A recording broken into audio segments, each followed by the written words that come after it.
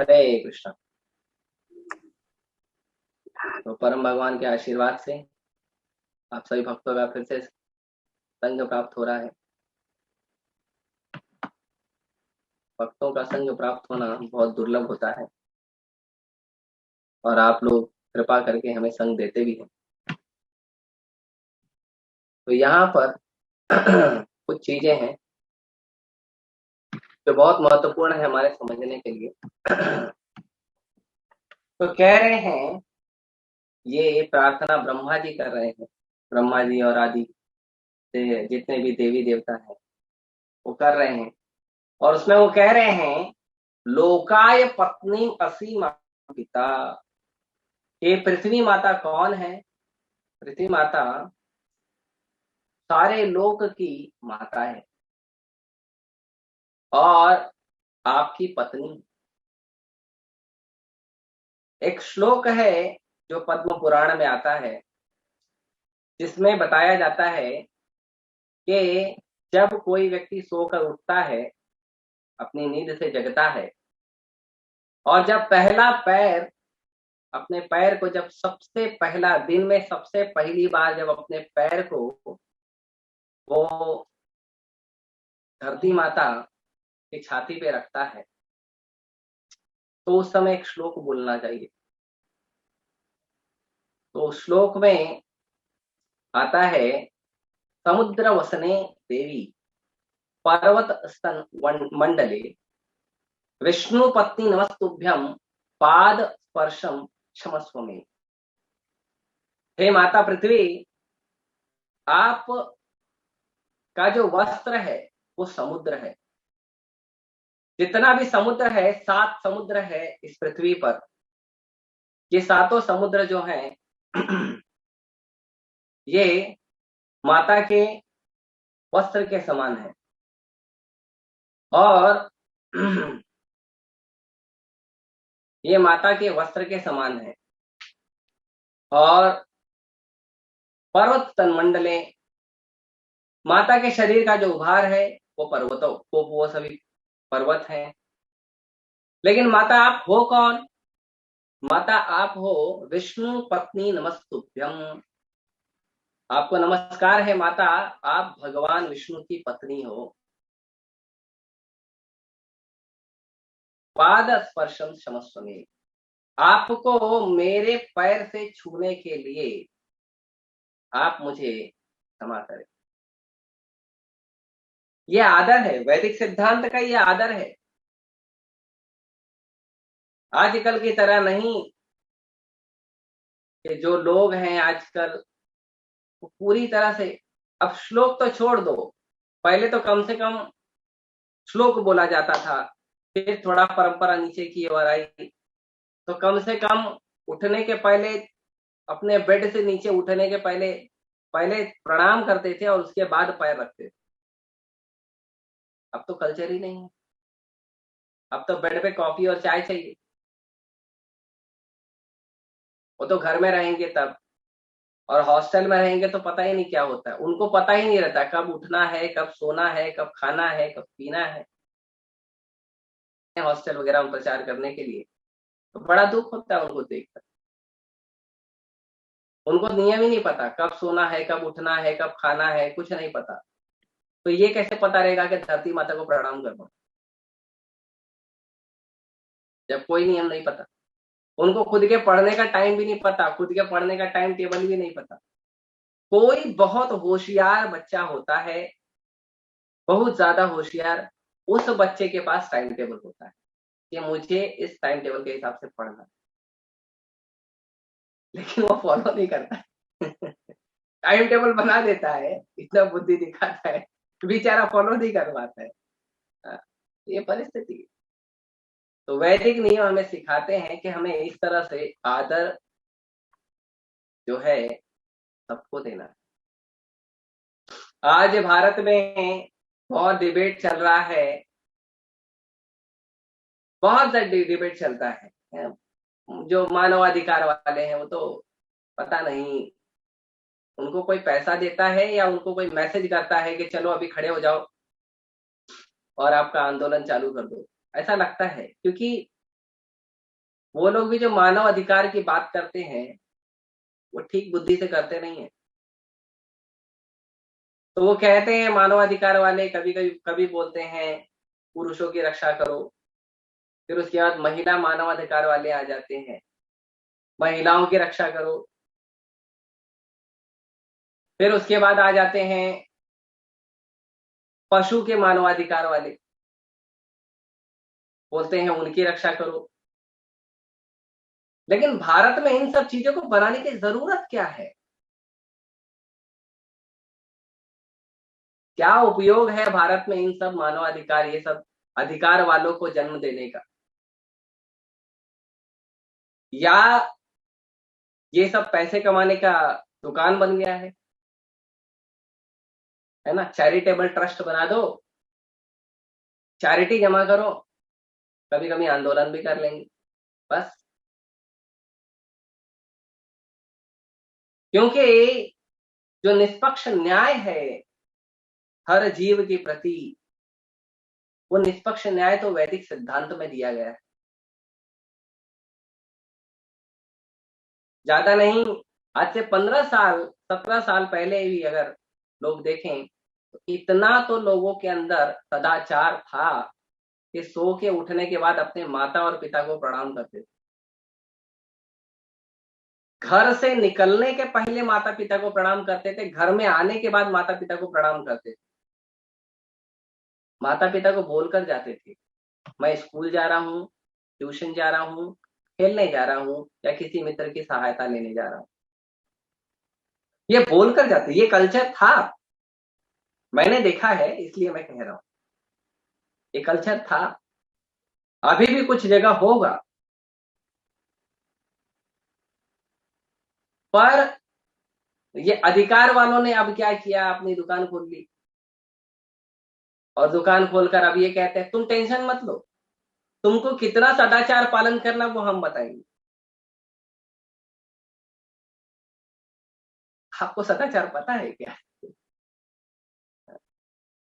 जो व्यक्ति को वैदिक सिद्धांत नहीं पता, उसे पूरी सृष्टि में, जैसे यहाँ पे वर्णन है कि माता पृथ्वी लोगों के रहने लायक एक बहुत उपयुक्त और सुगम स्थान है, लेकिन ये जो स्थान है ये भगवान की कृपा से प्राप्त है, और इस स्थान पर चर और अचर दोनों सुगमता से और आनंद से रह सकते हैं।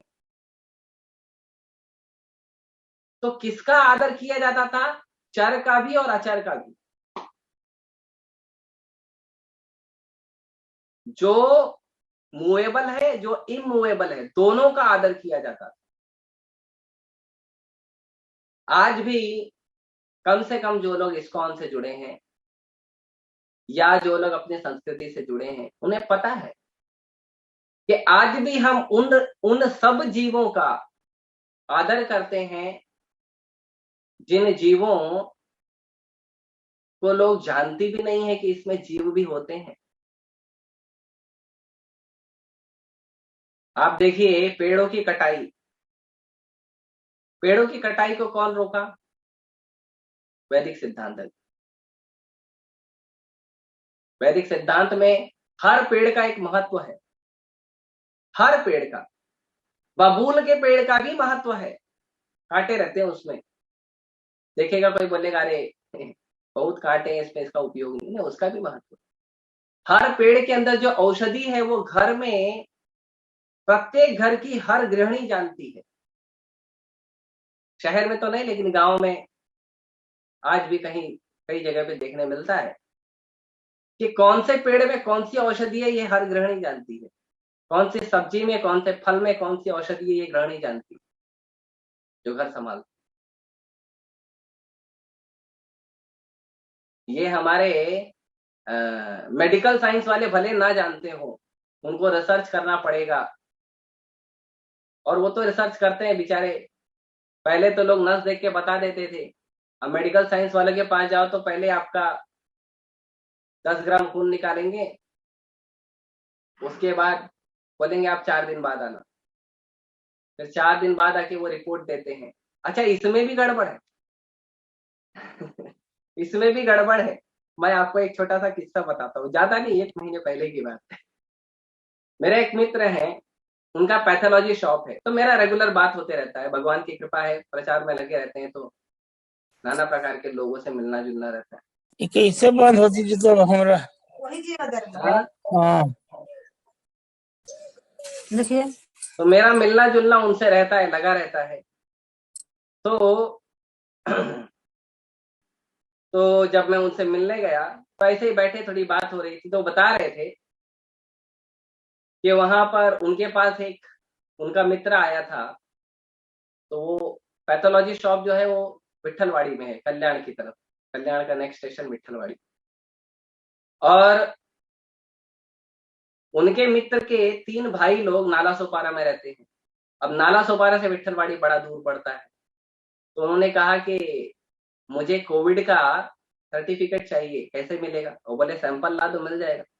बोले लेकिन अभी वो नाला सोपारा से यहाँ आना थोड़ा ठीक नहीं लगता, अभी इतने आलसी है लोग कि अपना मेडिकल सर्टिफिकेट के लिए भी आलस दिखा रहे।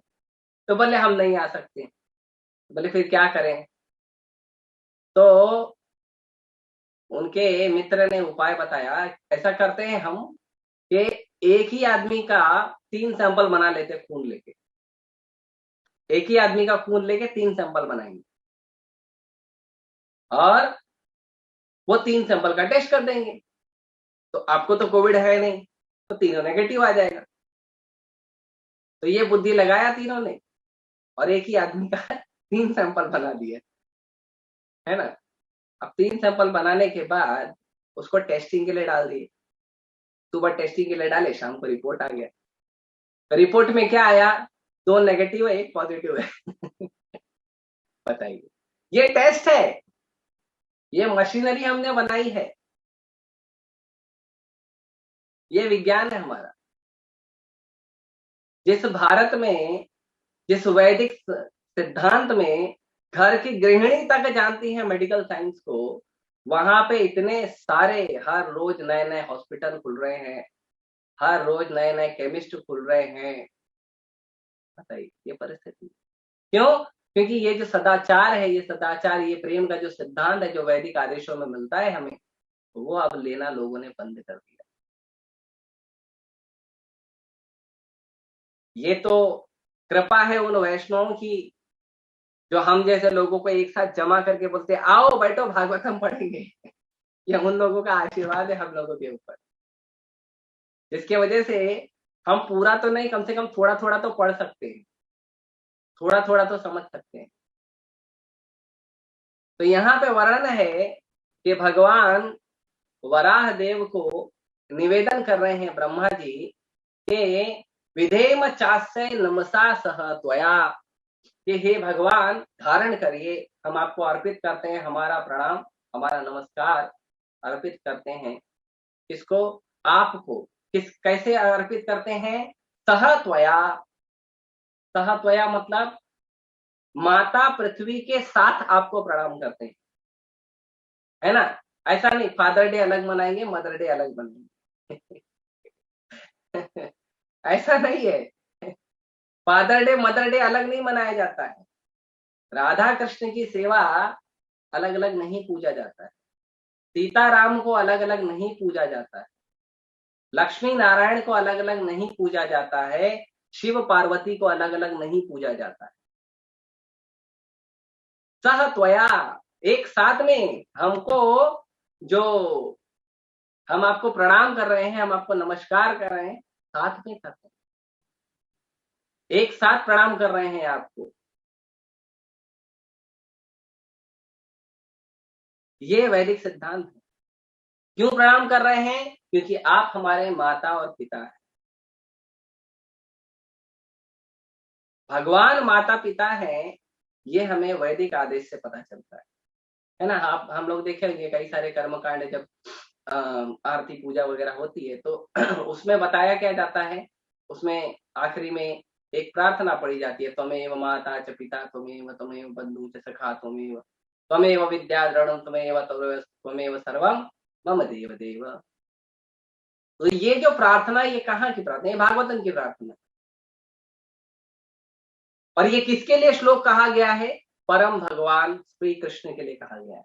आप ही हमारे माता हो, आप ही पिता हो, आप ही बंधु हो, आप ही सखा हो, आप ही ज्ञान हो हमारा, आप ही धन हो हमारा। द्रविड़ मतलब धन होता है, द्रविड़ का मतलब पैसा नहीं होता। आजकल धन का मतलब हो गया पैसा।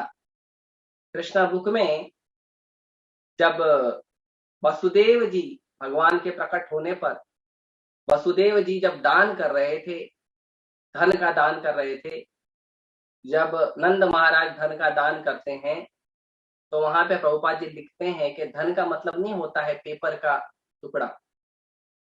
आजकल जैसे हम पेपर का टुकड़ा या कुछ सिक्के, उसको धन नहीं कहते हैं। धन का मतलब बहुत सारा होता है, गोधन, गज धन, बाज धन, है ना। गाय भी धन है, घोड़ा भी धन है,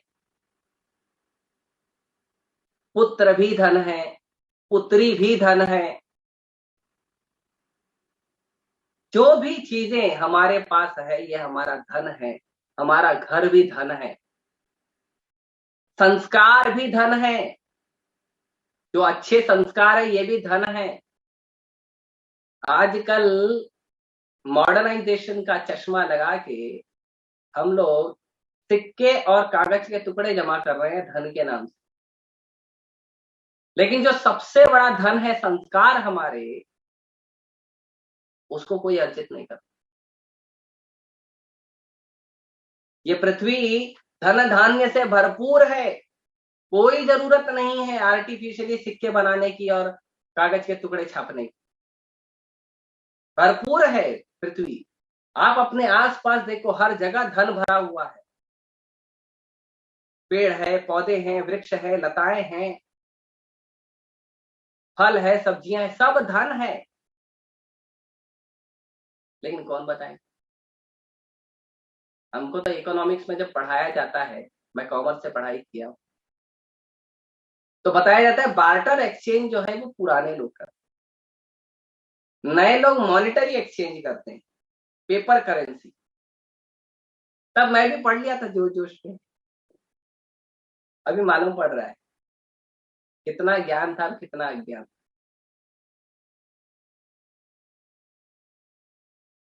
तो पृथ्वी जो चराचर से भरी हुई है ये सब धन है। और ये सब क्या है? ये सब है भगवान की शक्ति। माता पिता को साथ में प्रणाम कर रहे हैं ब्रह्मा जी और कह रहे हैं कि भगवान आप ठीक उसी तरह यस्या स्वतेजो अग्नि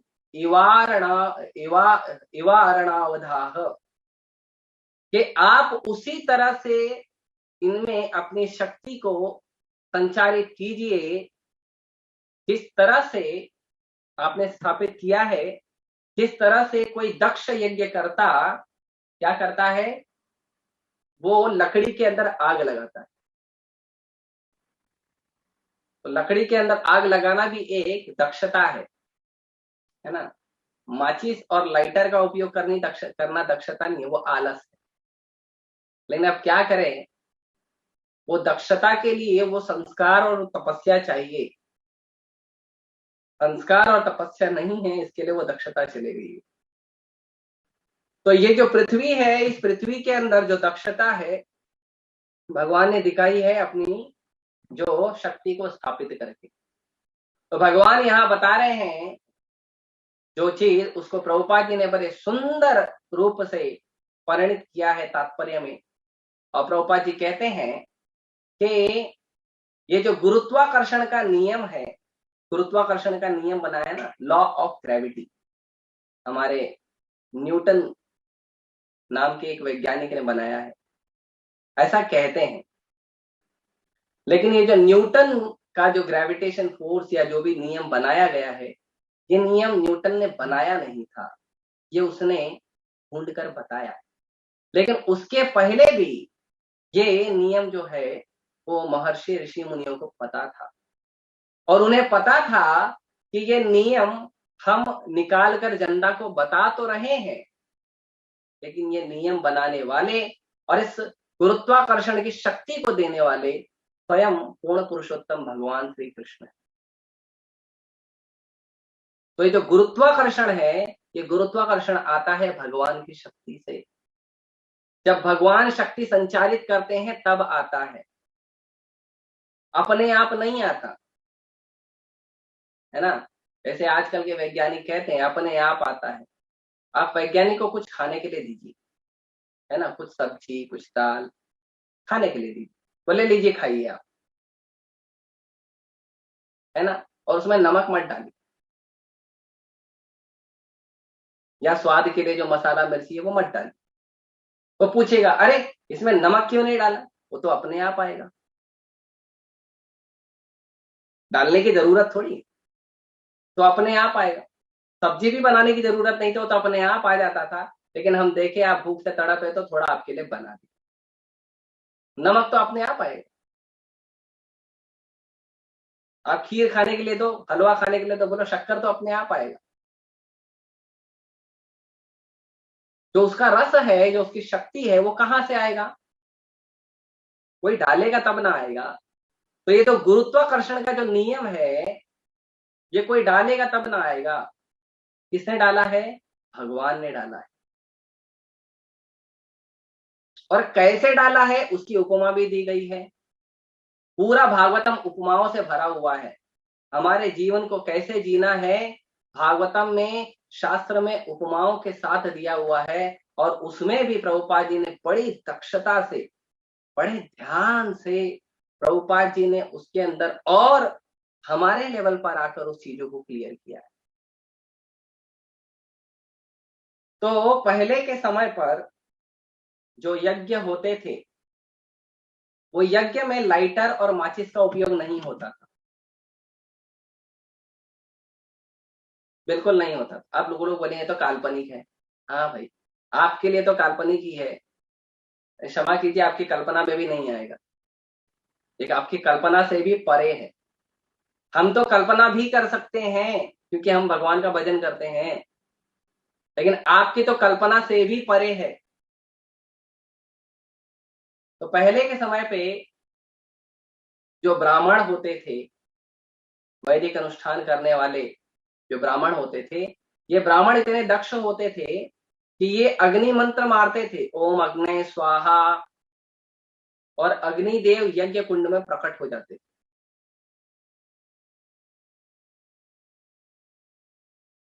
और उसी से सारा जो यज्ञ का अनुष्ठान है पूरा होता था। और जो दूसरा तरीका है वो ये है कि दो लकड़ी को इस दक्षता से वो रगड़ते थे, है ना, ऐसे नहीं, वो दिखाता है हमारा नोमैडिक कल्चर। पौराणिक समय में दो पत्थरों को मार के बंदर लोग, उनके डार्विन के संबंधी, है ना, वो बोलते हैं हमारे पिताजी बंदर थे, तो सारे बाकी बंदर तो उनके संबंधी होंगे। तो जितने भी उस समय के बंदर लोग थे वो क्या करते थे, वो पत्थर मारते थे, पत्थर मार के चिंगारे निकालते। और देखा होगा बचपन में, खेला होगा, डार्विन जी ने भी बचपन में खेला होगा, उन्होंने पत्थर से चिंगारे निकाला होगा, तो उनको लगता है। लेकिन ऐसा नहीं है। जो वैदिक अनुष्ठान करने वाले ब्राह्मण होते हैं वो इतने दक्ष होते थे कि वो दो लकड़ी को रगड़ के उसके अंदर से आग निकाल लेते थे, और वैसे ही उसके अंदर आग स्थापित करके उससे यज्ञ करते थे या अपने घर का स्वयं पाक कार्य करते थे। यह इतनी दक्षता होती है, इसके लिए एक्सपर्टाइज लगता है, मेहनत लगती है, सीखना पड़ता है, तपस्या लगती है। आजकल की जितने भी चीजें हमें काल्पनिक लगती हैं या मिथ्या लगती हैं, इन सब का मुख्य कारण है कि आजकल लोगों ने तपस्या करना बंद कर दिया। यदि लोग तपस्या करना फिर से शुरू कर दें, प्रभुपाद जी कहते हैं इस्कॉन जनरेशन में आने वाले एक समय पे ऐसा भी आएगा कि जब मंत्रों से अग्नि को प्रकट किया जाएगा।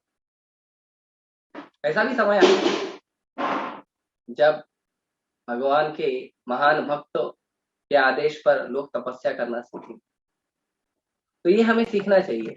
आगे प्रभुपाद जी कहते हैं कि सारे बद्ध जीव जो इस भौतिक जगत के वासी हैं, माता पृथ्वी के गर्भ में उसी प्रकार स्थापित किए जाते हैं इस प्रकार पिता द्वारा माता के गर्भ में शिशु का बीज स्थापित किया जाता है। तो हम सब का कोई फैक्ट्री नहीं है, मैन्युफैक्चरिंग यूनिट नहीं है कि नई नई आत्माओं को बनाया जाता है और उनको नया नया शरीर दिया जाता है। हमारा आत्माओं का कोई मैन्युफैक्चरिंग यूनिट नहीं है। आत्मा पहले से भगवान के पास होती है। सारे जीव भगवान के पास पहले से होते हैं। जो बद्ध जीव हैं, जो मुक्त जीव है, वो भगवान के धाम में आनंदित है। तो बद्ध जीव को पृथ्वी पर रहने के लिए स्थापित किया जाता है और वो स्थापित करने का कार्य करते हैं परम भगवान। और इसका वर्णन जो है वो प्रभुपाद जी तात्पर्य में बड़े सुंदर तरीके से कर रहे हैं कि बद्ध जीव उस जन्मभूमि के प्रति भक्ति भाव से पूरित रहते हैं जिसमें वे जन्म लेते हैं, किंतु वे अपने पिता को जानते नहीं। तो यहाँ पे प्रभुपाद जी बता तो रहे हैं कि भगवान जो है पृथ्वी में जीवों को स्थापित करते हैं, लेकिन आगे और एक चीज प्रभुपाद जी जोड़ रहे हैं और वो ये है कि हम देखते हैं कि आज के समय पे जो नेशनलिज्म चलता है, नेशनलिज्म या कुछ लोग कहते हैं जननी जन्मभूमिश्च स्वर्गादपि गरीयसी, कि जननी जो है हमारी जन्मभूमि जो है वो स्वर्ग से भी ज्यादा सुंदर है ना। तो बहुत गुणगान करते हैं, महिमा मंडन करते हैं, अच्छा करना भी चाहिए। लेकिन प्रभुपाद जी आगे कह रहे हैं कि जिसमें वे जन्म लेते हैं उसके प्रति तो भक्ति भाव से पूरित रहते हैं, लेकिन वे अपने पिता को नहीं जानते। यदि आप पृथ्वी को माता कह रहे हो तो कोई पिता भी तो होगा ना। क्या माता बिना पिता के होती? कोई तो पिता होगा जो माता को बीज देता है और तब हम आते हैं। बिना पिता के माता कैसे आएगी? बिना पुरुष के स्त्री से संतान कैसे उत्पन्न हो?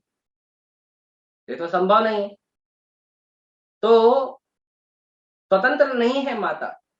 प्रभुपाद जी बता रहे हैं कि स्वतंत्र नहीं है माता बिना पिता के।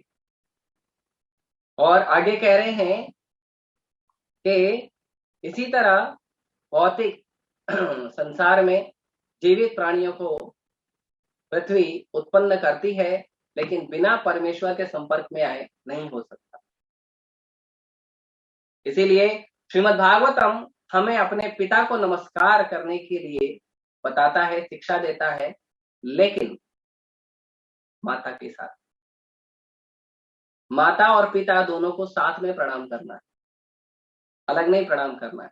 ये हमें शिक्षा भागवतम से मिलती है। हम जब आते हैं भगवान को प्रणाम करने श्री श्री राधा रास बिहारी, तो भगवान श्री श्री राधा रास बिहारी को, राधा कृष्ण भगवान को साथ में प्रणाम करते, सीताराम को साथ में प्रणाम करते। तो ये साथ में प्रणाम करने का नियम, अलग अलग नहीं। आजकल लोग मम्मी को अलग प्यार करेंगे, पापा को अलग प्यार करेंगे, ऐसा नहीं है, एक साथ है, दोनों एक ही है। तो ये है। आगे जो पिता है वो समस्त चराचर जीवों का धारण तथा पालन करने के लिए माता को समस्त शक्तियों से गर्भित करता है। प्रभुपाद जी कह रहे हैं कि जो पिता है वो पिता क्या करता है, वही शक्ति देता है माता को, ताकि माता, हम देखते हैं साधारण भी अगर देखिए, यदि कोई गृहिणी है घर में सेवा कर रही है और उनके पिता बाहर काम कर रहे हैं, तो माता के पास जितना भी संसाधन है वो कहाँ से आया? वो तो पिता से आया ना। अब तो लोग जॉब करने लगे हैं, माता भी जॉब करती है, पिता भी जॉब करते हैं, बच्चा स्कूल में, संस्कार कौन देगा? पता नहीं। पिता संसाधन लाके देते हैं और माता संस्कार देती। तो क्योंकि अब संस्कार देने के लिए कोई है नहीं, तो क्या करें? तो संस्कार मिलता है गूगल बाबा से, फेसबुक यूनिवर्सिटी से, व्हाट्सएप यूनिवर्सिटी से, वहां से संस्कार उठा रहे हैं लोग। और संस्कार उठाकर लोग अपने जीवन को उसी संस्कार के अनुसार चला रहे हैं। और इसमें संस्कार देने के लिए बहुत मुख्य भूमिका निभा रहे हैं। जो भूमिका माता को निभानी चाहिए वो भूमिका निभा रहे हैं हमारे बॉलीवुड और मीडिया वाले। हम लोग बड़े चिंतित होते हैं कि अरे बच्चा हमारा सम्मान ही नहीं करता। नहीं, बच्चा आपका सम्मान करेगा कि बच्चा उसका सम्मान करेगा जिसने उसको संस्कार दिए। इसीलिए ये जो फैन फॉलोइंग का जो कल्चर आया है ना, वो इसीलिए आया। पहले बच्चे माता और पिता के ही फैन होते थे, है ना। अब तो न जाने किसी के फैन, किसी के एसी, किसी के ट्यूबलाइट भी बन जाते। ये क्यों बन रहे हैं?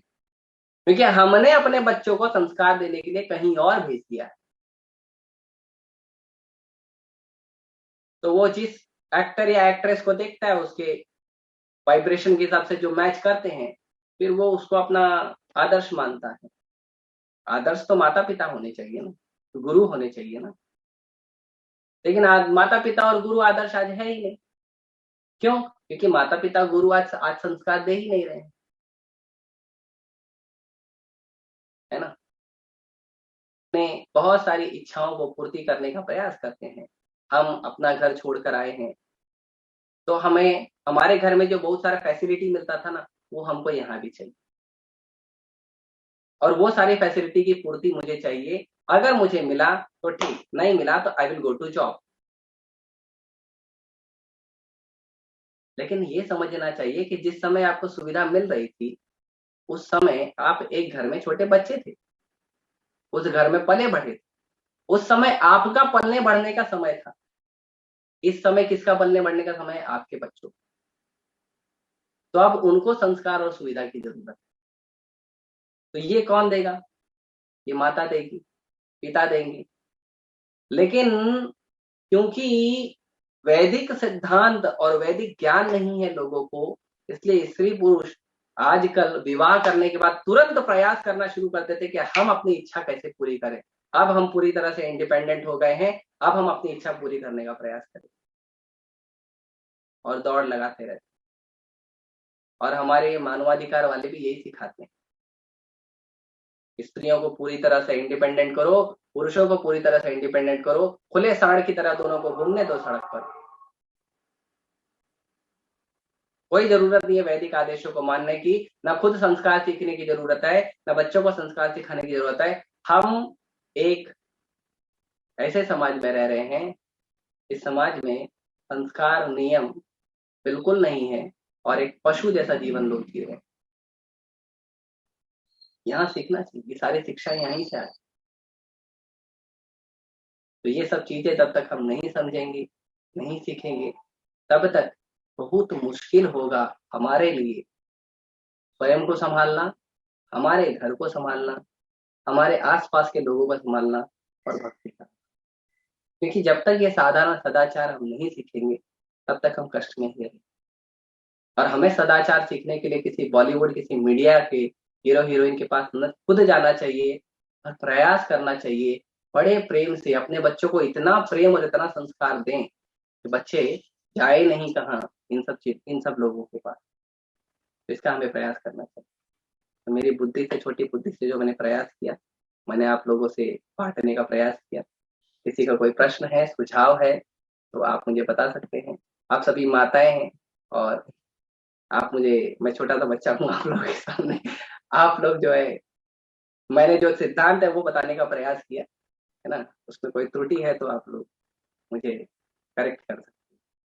हरे कृष्ण।